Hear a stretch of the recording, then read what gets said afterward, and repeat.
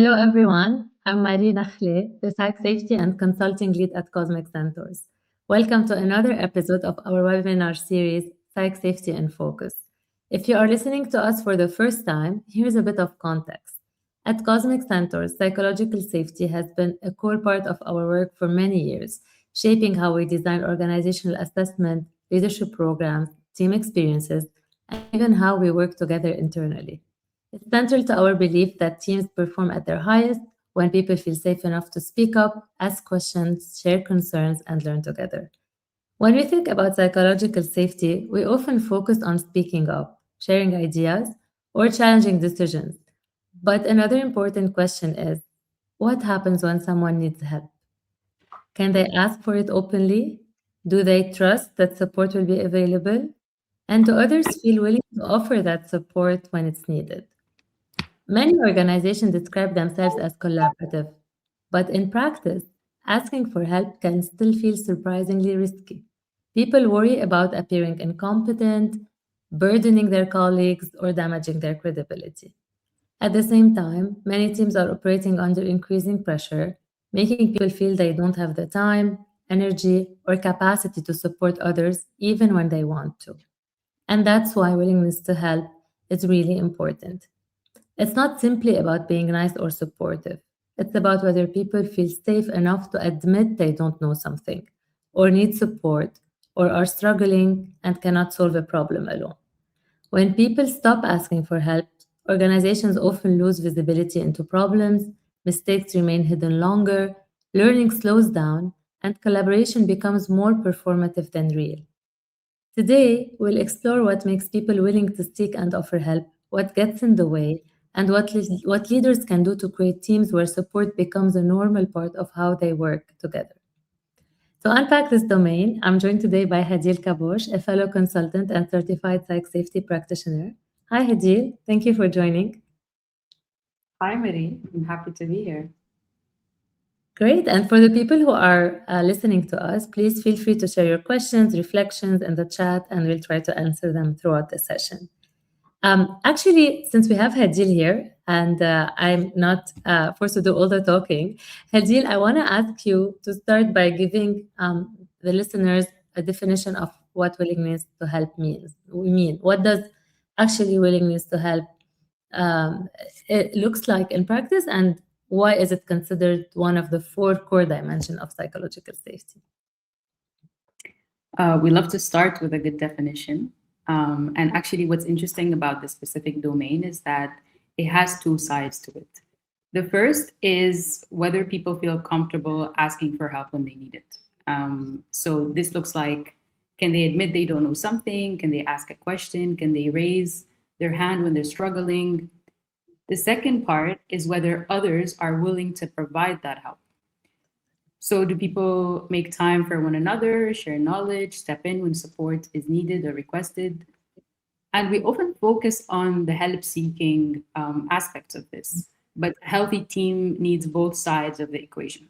So, people need to feel comfortable asking for help, and at the same time, it needs to be a reciprocal relationship. So, they need to trust that support will be available to them when they ask for it. We also love a good data point. And in fact, research by Stanford professor Frank Flynn and his colleagues found that people consistently underestimate how willing others are to help. So we tend to underestimate the likelihood of receiving help by almost 50%.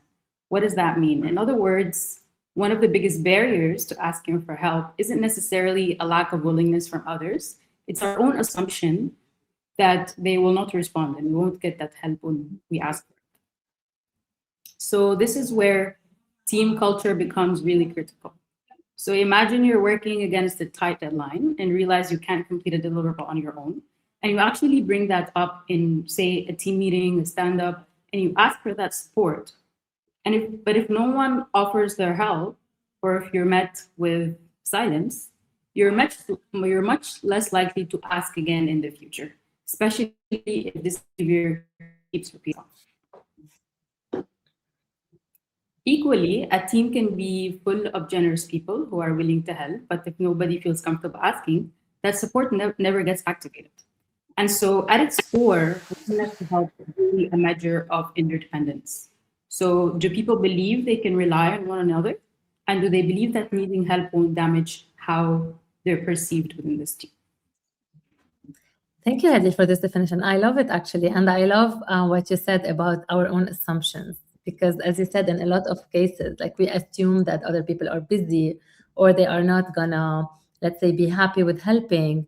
And that stops us from even trying to ask. So like I think we live that a lot in our team where we try because we are so much like we have solidarity to each other and we try to maybe not overburden each other. Sometimes we refrain from asking for help, and that comes from a good intention. Like it doesn't necessarily have to be coming from a bad place. At the contrary, like really trying to like be mindful of other people's times, etc. But that actually sometimes is not the right thing to do, and might lead to actually less collaboration where it's needed.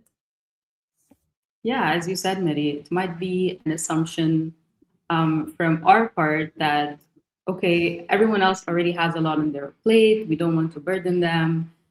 They might not have the time to help. But even sometimes, even if they don't actually offer their time, that sense of solidarity in someone jumping in and saying, "Oh, I can offer that time," makes a lot of difference. Like it can help you push through, even if they're not actually available to support you. But it's just feeling that sense of solidarity, and your team members are there for you when you need it. Mary, let's break this definition even further. Do you want to explain to everyone how the Fearless Organization scan actually measures this domain? Yes, totally. So, as a reminder, the Fearless Organization Scan is the tool that allows us to measure psychological safety in a team. And it's a survey of 7 questions.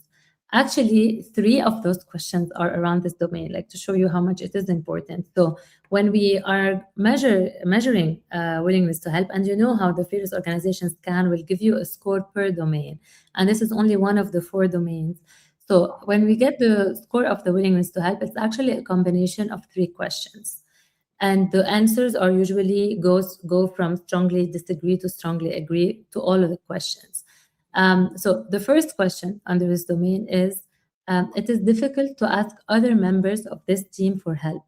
So the beauty of this scan is that it doesn't measure your own, let's say, ability or your own willingness to ask for help. It measures how you see the culture, and you spoke about the culture of the team, like how you see this team in terms of how easy it is within this team to ask for help. And this question is really about how people like feel comfortable reaching out to one another. So that's like the first statement that we answer. And then it goes to another statement, and this one says, no one on this team would deliberately act in a way that undermines my efforts. If you look at it at the first glance, you might think like, how does that is relatable to helping? But it gets to a very important idea, which is interpersonal risk. Because sometimes when we ask for help, it's because, as you said in the intro, we don't want to look incompetent, or we don't want to, let's say, be ignored. So if I ask for help, will people use this information against me? Will they see me as less credible? Will I look vulnerable? So, by answering this statement, we can put our fingers on another behavior or part of the culture that might hinder willingness to help, because helping requires trust. And you are much more likely to seek support when you believe others are acting in good faith, and they will look at it as a way to collaborate rather than as a way to hold something against you. So these are like 2 questions. And then there's the third one where we answer the statement that says, working with members of this team, my unique skills and talents are valued and utilized. And I love this one because it speaks to another important aspect of team support, which is individual contribution. So when teams will be able to help each other best when people know what is the strength of the other person or what each person brings to the table. So when I know that someone, let's say, is great at Excel sheets and pivot table, and I go ask them for help because let's say I'm short on time or I really need support and it will take me a lot more time to do it myself. I'm not saying that like I'm really making this person feel that their skills are values and that they are utilized and they are precious to the team. So the and we're going to talk about the solution, but the idea here is to say, do I feel that with the powers that I have, or like the superpowers that I have, or the talents that I have, that this team really appreciate them, they are valid, they are utilized, and do people come to me when they need something? Um, and this really makes the collaboration easier, makes the collaboration flow more naturally, and is considered as a resource, as like an additional superpower of this team or an additional resource, rather than something individuals like hold on to and do not really like utilize in a team. So by answering these three different statements, we can look at first, the culture of asking and receiving help within the team, if it's there. We're going to look at how much people are willing to take interpersonal risk. And then we are looking at how much people feel that their talents or their unique skills are valued in the team. I love how full-rounded these three questions are. They like really look at the different elements and factors that create this kind of healthy interdependence in a team. Like, as you said, can I ask for help? Can I trust that by doing so, no one will hold that against me or be perceived negatively? And at the same time, does the team recognize and leverage the different expertise that exists within the team? Totally. And actually, on the surface, asking for help sounds like very simple. But actually, research suggests that it's one of the first behaviors to disappear when psychological safety is low. Um, we can look at it in more detail. So maybe Hadil, you can help us by seeing like what this looks like in practice. Like, why does asking for help feel a bit risky at work? So there are many factors that can stop someone from asking for help. One, it could be them feeling that it will signal some sort of knowledge gap. It will make them look less competent. Also, in performance-driven environments, people fear that being seen as the one slowing others down. Like everyone wants to move at a quick pace, but because you're asking questions, you might feel like you're kind of slowing the whole team down. So that is also another factor. Past experience also matters. We mentioned earlier, if you repeatedly ask for help and you are received with silence and you don't get that kind of response and support that you're looking for, you might not want to do that again. It can stop you from asking for help in the future. Also, the team norms say a lot about your willingness to help. So if there is a high culture that kind of promotes independence, and in that case, like asking for help might feel like a failure, so you don't want to do that. And actually, what the global research tells us that people often wait until the last minute to ask for help. Yeah. And I myself struggled with this. Like I can share that example, mostly because I was afraid to burden others, and we talked about that at the beginning. So just knowing like how equally everyone else has so much on their plate. But I learned the hard way that actually I'm burdening them even more if I'm asking for help or bringing them in too late in the process. Yeah, I can totally relate. I think for me personally, and I think we share maybe the same also reason, is sometimes we want to overachieve on something, or like we really want to uh, do a good job, and we assume that we we should know how to do it alone, like it's something that is part of our skills, or we've done it before, etc. And we see that if we ask for help, that sound as if we are failing at what we are supposed to do. there's something that, and we're gonna get to the solutions. And there's a beautiful question from Zainab in the audience about what leaders can do in this case to promote this normalizing asking for help. Like one thing that we do in this team, and we say a lot, is that uh, no piece of work done by one individual alone is great without the contribution of the other team members. So we all say it repeatedly that the sum of our intelligence and contribution will make the output better at each iteration, and that it is part of the process. Like no one is supposed to work on something alone. Like no one is supposed to deliver something from A to Z alone, because part of our us like delivering excellent quality, it's seeing it from different angle, reviewing it by different people. And also sometimes when you spend so much time focused on one task, you stop seeing things that other people who are reviewing it for the first time are going to catch it.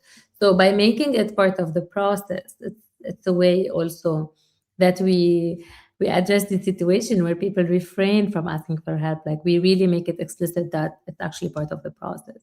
And here, Hadil, I have a question, and we talk about a lot the particularity of our region, because we come from different cultures and different origins and and we were brought up in a different way. How does this affect our willingness to ask and also receive help? Yes, that's a great question. So reputation, for example, plays a big role in our willingness to ask for help. Many professionals work so hard to build trust and credibility, and sometimes asking for help can feel like it's putting that reputation at risk, even when that's not actually the case. Specifically in our culture, also, we have a big expatriate population, like in this region. And also in competitive job markets, for some people, the perceived consequences of making mistakes or being seen as less competent can feel higher because their employment, their residency, their long-term plans are all tied to their role. And that can make people more cautious when like exposing their gaps or their vulnerabilities. I'm an expat myself, Marie, I'm sure you can also relate. Job security is a big thing for us. And then there's also the high achievement culture many of us operate in, especially in this region, the GCC particularly, where we're leading these big agendas. There's like this speed culture. We're trying to achieve so much, and when people are being rewarded for like handling pressure well, or having all the answers, or being fast, or being responsive, they can start believing that needing help is a weakness rather than a normal part of growth and collaboration. So these are some of the like contextual examples of why willingness to help or asking for help might feel riskier in our region. Yeah, I can totally relate. Actually, coming from a Lebanese family, we always joke that everyone in the family is supposed, and I know we share this with many other cultures. Like everyone is supposed to be an engineer, a doctor, or a lawyer, and then when you get to showing your grades to your parents, the reaction is always not like congratulating you on the good result. Is always by exposing the gaps and like saying like let's say you have a 19 over 20 and your mom like comes and see it and will ask about what is the mistake that you did that made you lose a point. So we are wired to always overachieve and have a perfect score in everything. And I think that sometimes can show up in the way we present work and how we also receive feedback and things like that. Yeah, 100%. I can definitely relate to that.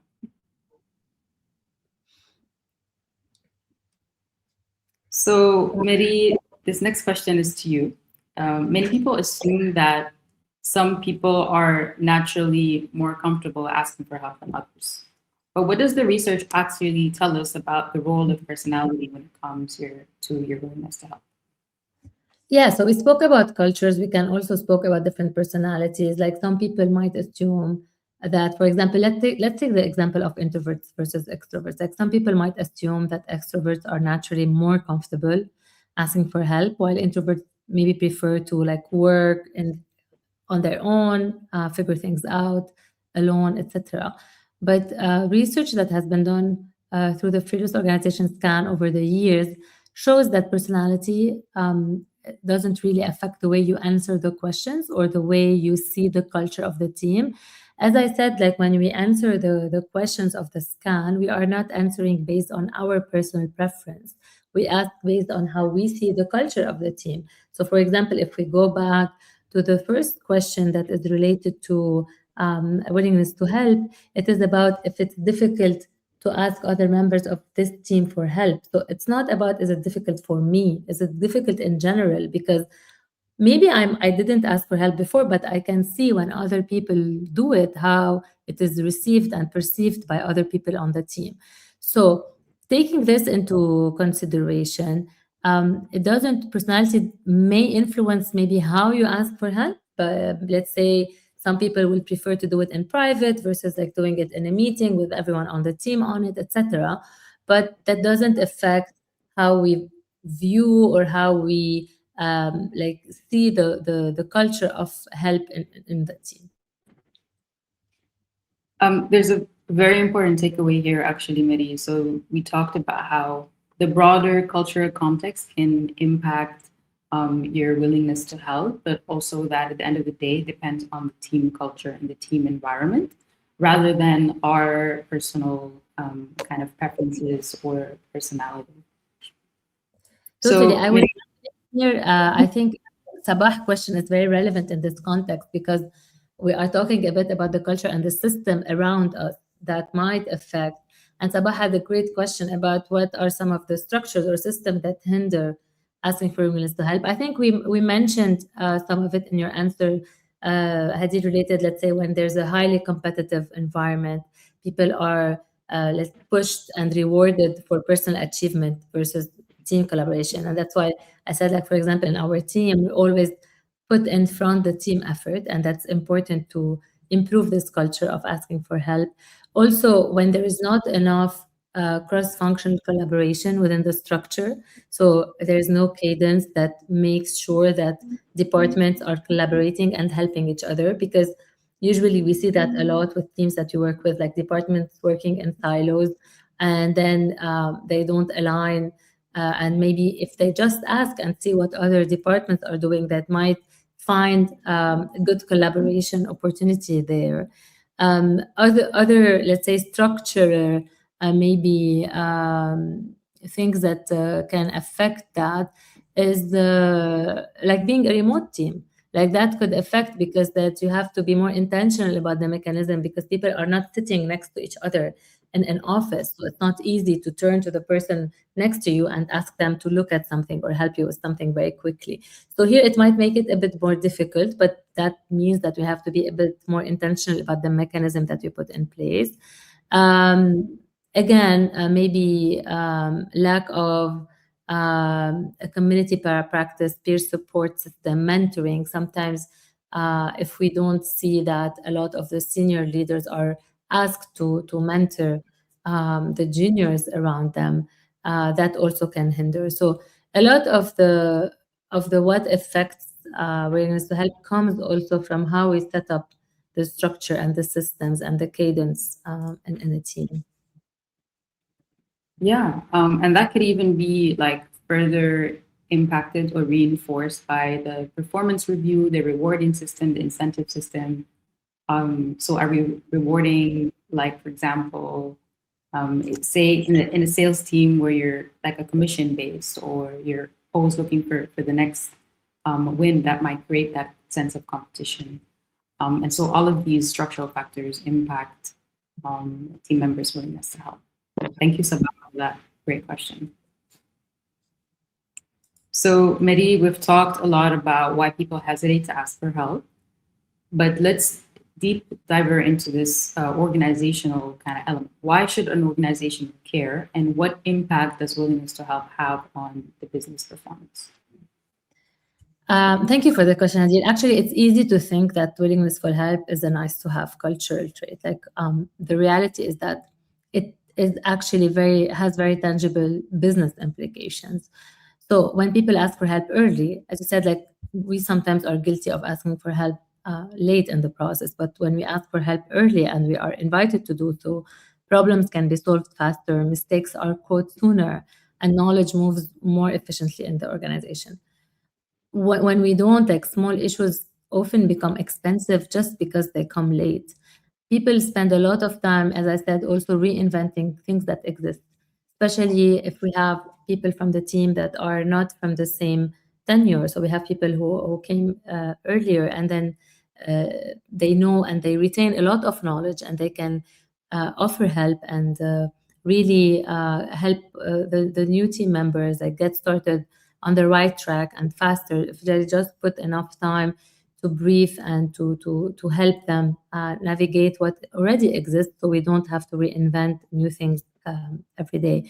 Actually, there's a data point that we love and we use a lot that comes from McKinsey about employees spending at least 9 hours a week looking for information. So by refraining from asking other people for existing information or for asking clarifying questions and getting better help on how to get started or how to finish a task, we are creating, let's say, an overload and like waste of time for people where they can be more productive if they have the help they need. So delaying decision in order not to problem solve alone, errors going uncorrected, like all of these, if we address them through a good willingness to help and receiving help structure and culture, we can increase learning, we can increase productivity, we can increase the level of innovation. Um, as I said, psychological safety in general is not a soft skill to gain. It's actually a skill that help and contribute to the business. That was also proven by the Google project Aristotle, that we talk a lot about that because it was the project that made psychological safety a bit more famous. But in this project, they were able to prove that actually psych safety contributed to 50% higher revenue and double the effectiveness of the team performance. Um, there's actually beautiful data that is shared in this year report that came out of the Fearless Organization Scan, the Fearless report of this year, that shows also a strong correlation between psych safety and turnover intention. So when you have a culture where people feel comfortable and supported by their colleagues, they are more engaged, they are less likely to burn out and less likely to quit. So it can also affect the turnover rate in a company. A lot of direct impact on of high psych safety on engagement metrics, productivity metrics, learning, innovation, and retention.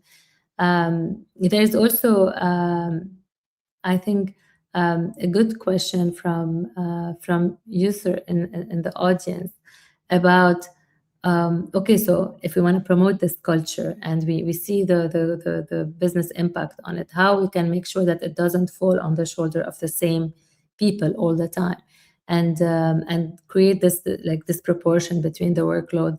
I love this question because usually you have this trend when you feel comfortable with someone and you know that they're going to be supportive and helpful, you start relying on this person more than other people, and that creates a load for this person, and then it becomes counterproductive for them.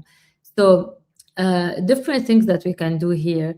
First, we usually like as a company, we try to make sure that we are recognizing and rewarding collaborative effort, meaning recognizing individuals who offer help, but making sure that individually in our one-on-ones, etc., we ensure that these people are able to monitor their workloads and they are comfortable with saying no when this goes in contradiction to their goals or what they are focused on. We were just having this week these performance reviews, and I remember saying it at least to two of the team members. They were saying like you like volunteer a lot, like you want to collaborate, and we are sure that you are interested in helping these other people. But how is that affecting your personal goals and your focus on your own growth? So having these conversation, making like asking for help, receiving help, and the way this is managed within the team within healthy boundaries. That's very helpful, but also having a clear roles and expertise within the team helps. Meaning, like within a team, making it visible and known when to go to help to which person in order to also make that practice manageable in terms of load on them. That could also help. I don't know, Hadil, if you have any other tips for Yusra on that. Yeah, I actually want to add like one very practical way to make sure you're not overloading the same people is to do like a workforce planning. And we do this Yeah. at Cosmic, where like every new kind of project cycle, say quarterly, for example, we look at which projects each team member is on and make sure that no one is overloaded. So that's just one way. Or of course through our daily stand-ups as well, where we also have visibility around what's on everyone's plate.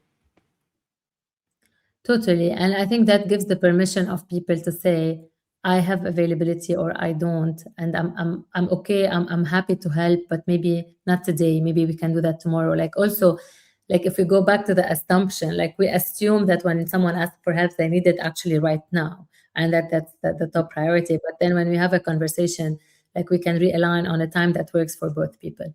Um, I want to double click on that because sometimes people in their positions, like they are brought to ask for help more. Let's take the example of a new joiner, like a new joiner that they come into the company, they know nothing, they have so many questions to ask, and it might be actually maybe they might be hesitating on overburdening or annoying other people, and they refrain from asking a lot of questions. So, Hadil, what can be done in that case?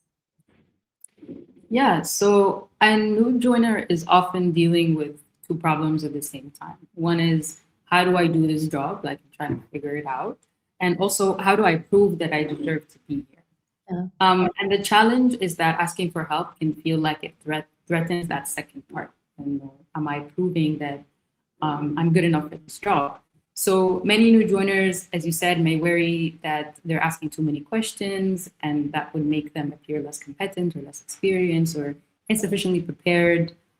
So instead, they could, for example, sit through a meeting without asking, what are we talking about, or what is this project, or trying to understand the context of a specific project, or that they may avoid asking the same question more than once.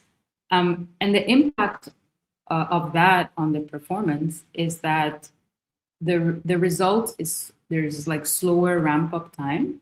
The mistakes take more time to be corrected. The knowledge transfer becomes more inefficient, and the organization on the long term misses the opportunity to leverage that person's strengths because they're spending energy trying to fit in and like prove themselves rather than efficiently contribute. So one way we can kind of solve for this problem is to have an employee profile. And I remember I filled one myself when I first joined Cosmic a few years ago. So this is not like what is your job description. It's more of like a profile that answers questions like, what are my superpowers? What are my strengths? What is one or two things my colleagues can come to me for? And it could also include what am I currently learning? So what are the skills that I'm still developing? And this makes expertise more visible across the team. So as you mentioned earlier, my team members know who to go to when they have a specific challenge or question.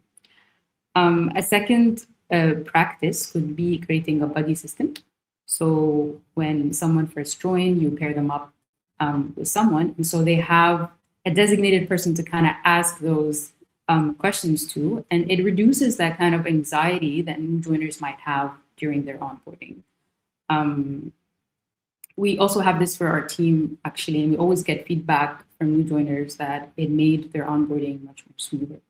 And the goal really is to normalize health speaking from day one. Totally. Actually, in one of the previous report of the Fearless Organization scan, if I remember correctly, one of the key findings was that new joiners have the least score on psych safety when they first come, because as you said, they have they to prove themselves. They don't know anyone. They don't understand the different personalities and cultures on the team. And one of the things that they need the most is actually help, because they need to, as you said, like get started, have like feeling productive early on. And the only way that they can do that if they are supported through this process. So the employee profile of it, the body system. We also did like for a team recently that wasn't new, but they had like a lot of new joiners come in. We did a session of strength and talent, because I think the thing that we forget is that the new joiner also has something to teach to this new team that they are joining, because they come also with knowledge from a different company, maybe a different industry, but that could also be relevant. They might maybe know a tool that they use that they see that is useful. So also by creating this exchange and making the person feel that they are also bringing something to the team, they are not only always on the receiving end of things. And there's something that we always say a lot at Cosmic is like there's no stupid question. Like any question can be asked freely. It's better to ask it and get the answer than like to ask it later. Like, and I think we talked about this, and also Razan is asking about this. Like, when we are late to ask the question, that actually make it harder to receive help and to use this help to learn. Because when we do things last minute, the other person might need to take over, and like it's a lost opportunity for learning.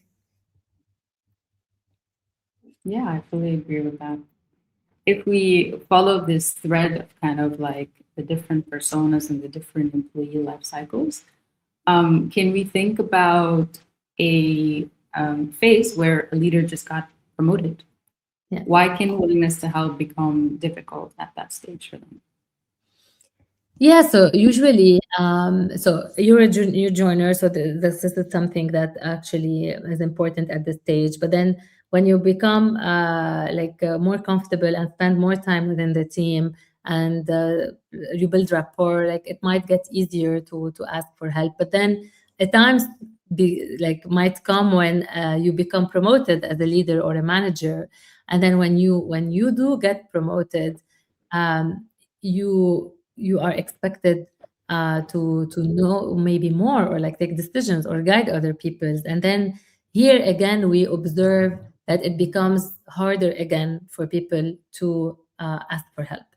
And many new promoted leaders, they stop asking for help because they feel that they need to prove themselves. Actually, as I was preparing for this webinar, I saw a data point yesterday that was really surprising, that says that actually up to 70% of professionals experience imposter syndrome at some point in their career, especially when they get promoted. The data says that even Albert Einstein admitted to feeling like an imposter. So when you get promoted to this new job, you feel that, like, I've never dealt with this situation before. What can I bring to the table? What answers do I need to give? And then you worry about asking help from your superior or from even your peers, because you don't want them to think that you don't deserve this promotion, or that they don't know how to do this job. And then as an impact of this, the leaders start carrying too much alone. They start having decision fatigue. They become the bottleneck of other people. They make slower decisions, etc. And and one solution to that is like promoting these leadership peer circles where manager can discuss together and seek help, because especially for people who are mostly at the same seniority level, they can learn a lot just by talking to each other, because they more or less face the same situation. So creating these forums, especially for the newly promoted leaders, also coaching, mentoring, like a lot of leaders get promoted but don't really get the coaching or the mentoring that comes with it. So like, what are the new expectations? What are they, how they are expected to behave, especially first time managers. We have a whole capability building program around first time managers, because it's a big transition in someone's career, and without any formal training, it is hard. to actually carry this responsibility. So again, here, like also the role of the senior on the team. So when they promote someone new, to offer this coaching, this mentoring, making it, let's say, very open for them to seek help, ask them if they need any help in something, also modeling this behavior as a leader as well. Yeah, Marie, you actually pointed to a question that Zainab asked in the comments. How can leaders role model vulnerability and normalize asking for help? I think there's this myth around that a good leader has to have all the answers. And I think once we are aware and know leaders have as much to learn from team members as anyone else, and they start voicing these questions like, when you end a meeting, you ask, did I miss something? Or to Yeah. say, oh, actually, I can't finish this task on my own. I need someone to jump in. Or like whatever it is, like to voice out these questions where you're asking for help, because really team members watch leaders' behavior so closely, and this is where they start thinking, okay, is it okay or not for me to be asking for help? And this is where a healthy culture starts building. So it's also on the leader to kind of create that normalcy, and I can ask for help just as much Totally. as anyone else in the team. Totally. We have another question from you. So thank you for all your questions. So they are really important and love them. So this question is about how does willingness to help stop being a cultural strength and start becoming a signal that the org chart is getting in the way of the work. I don't know if you mean here that actually by having these layers or this hierarchy and in the org chart might get in the way of people asking for help. Like one thing I can say about this is that when something becomes repeated, like when we see a pattern happening a lot, it means that it should be met with a more formal or a new process, a new role, a new system. So if we see that people, let's say, are not able to rely on the org chart or like the senior to get for help and they seek personal relationships instead, then we need to go and see what can we fix in the org chart instead in terms like of like making this help more available and more systematic. So a lot of the behaviors that we observe when we diagnose psych safety, when we see them repeatedly and we want to address them, the way we address them is mostly and a lot of the cases through implementing a new ritual or a new process. In order to make this behavior a strength in a team and not like take it out from only like a cultural um, strength, is to turn it into a ritual, turn it into a system, turn it into a process in a very simple way. So these are things that can be implemented in a company on top of the org structure, because the org structure alone like doesn't really tell us how we execute the work. The way we execute through the work is through the processes we have inside the structure, cross-functional, how we align together, how we support each other, how if we have common KPIs that we work towards, that will force us actually to work with each other and help each other because we have shared KPIs, for example. So these are like structural elements that can help turn this into part of willingness to help into being a part of the system.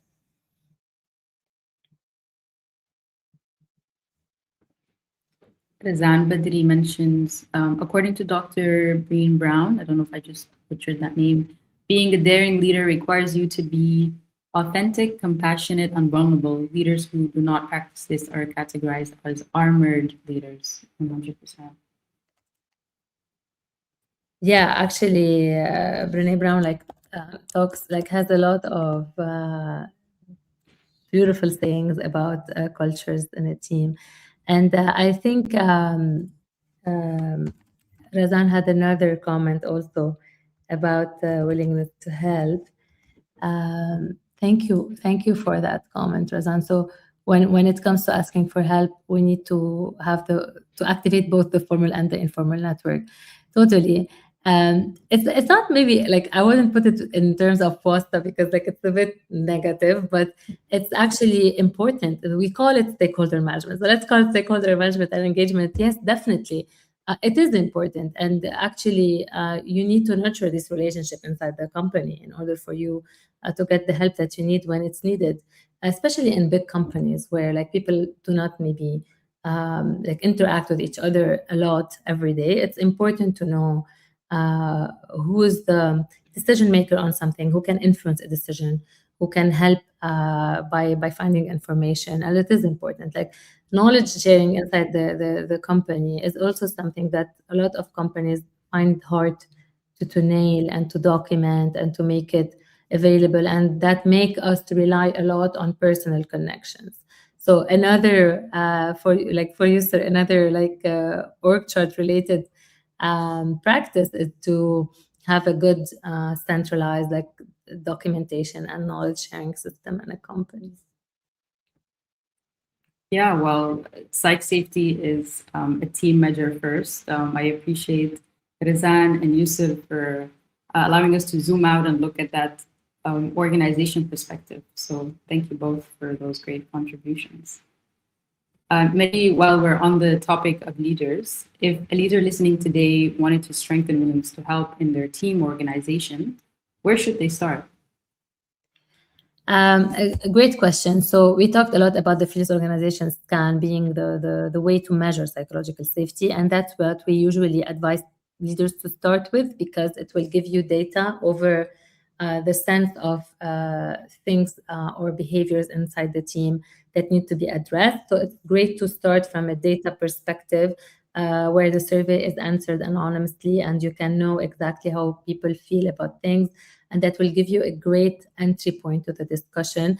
Actually, Amy Edmondson says it herself that the scan is the conversation opener, is not the goal. So it's not something that you do at the end of the process, it's what you do at the beginning. So start by measuring before you start noticing burnout or disengagement or silence, if possible, because the earlier we can like put in place these systems, the better we can avoid getting into a crisis as a team. So move beyond the assumption, understand how people really feel about it. And as I said, like the scan gives you a detailed score over the different domains. So maybe it's willingness to help, maybe it's the other domains, which are the inclusion and diversity, the open conversations, and the attitude to risk and failure. So you can see which areas your team really need support in by introducing systems. Even if the score is high, actually, it also gives you a pointer to what are the strengths of the culture, strengths that we have, and turn them into a part of the system. That also is a good way to put the scan to good use. So pointing the weaknesses, but also making the strengths visible and making them consistent in the team. Yeah, and on the topic of measurement, actually, the Fearless Organization Global Research is now open. So if you're a leader tuning in and you would like to measure your own team or organization psychological safety, you can do that. The survey is free to participate in and gives you the opportunity to benchmark your psychological safety levels against global data across industries and regions. And as the exclusive MENA and Arabic language partners of the Fearless Organization Scan, we can support you throughout the process from administering the survey within your organization, analyzing the results, identifying the gaps, and also recommending interventions. The only requirement is that your organization is at least 60 employees. For more information on that, our team will be sharing the interest form in the chat. Yes, totally. Actually, us being the official partner of the Fearless Organization Scan in the region and the Arabic language partner, we are now supporting companies who would like to measure psychological safety through this research effort that is done every year. And in that effort, like companies actually get access to the scan for free because they are contributing back to the data. And we spoke a bit about our region. It's sad to say that we don't have a lot of data about how psych safety is experienced in the region because companies here haven't yet, a lot of them haven't yet adopted the tool. So this is what we are working towards this year. Hopefully, we can have more and more voices from this region to talk about psych safety, how it is in practice, and what are solutions that work for us in this region, taking into consideration the multicultural aspect, the period and the phase that we are all going through in this region, which can affect psychological safety a lot. Hadeel, you talked about job security that can affect psych safety. Totally, because actually there was an article in Harvard Business Review from Dr. Connie Hadley and Mark Mortensen, who contribute a lot to the psychological safety methodology, that spoke about how in times of crisis people start fearing their job and they stop speaking up and they stop asking for help. So very important in this situation also to make sure that we keep our culture and our people in check and measure psychological safety. I see Razan has many comments about black practices that help. Um, yeah, also a great place to work is another starting point, as some companies run it and have psych safety included in it. What we say the Fearless Organization Scan offers on top of the general psych safety score is a detailed look into the different domains of psychological safety for the team, but also a benchmarking against other industries and other teams. I think Zaina from the team shared also the report and the link to join the research. Um, it's like happy to address these questions one-on-one about what this scan brings. And within the series that we're doing, we are also contributing to creating more awareness about psychological safety in the region, which we really care about. I don't see we have more questions. Hadeel, I hope you enjoyed this discussion as much as I did. I really did. It's always a good time having this conversation. Great. Thank you for joining me. And thank you for everyone who joined us today and contributed to questions and comments in the chat. We can keep answering questions asynchronously. If you have more questions, please put them in the comments section. We loved having you with us and we love the reflections that you brought. As I said, we will be diving into more domains under the psychological safety scan in the series. We already covered inclusion and diversity in a previous webinar, and maybe Zena can drop the link to our webinar playlist on YouTube where you can rewatch the other episodes. And the next one we're going to focus on is going to be open conversations. Keep an eye on the page for the announcement, all the updates, and the upcoming webinar. If you want to go deeper on any of these topics, you can access all the resources that we have on our website related to psychological safety. We really hope that through these webinars, through the case studies and the conversations that we are creating, we'll have more people joining and becoming themselves practitioners or experts on psych safety in the region. So sign up to our newsletter, follow us on the channels, and keep an eye out for all the announcements that we have. Thank you again for being part of this journey with us. We look forward to learning, growing, and building more psychologically safe workplaces together. Thank you, Mary, and thank you to our great audience. Looking forward to our future conversations on this.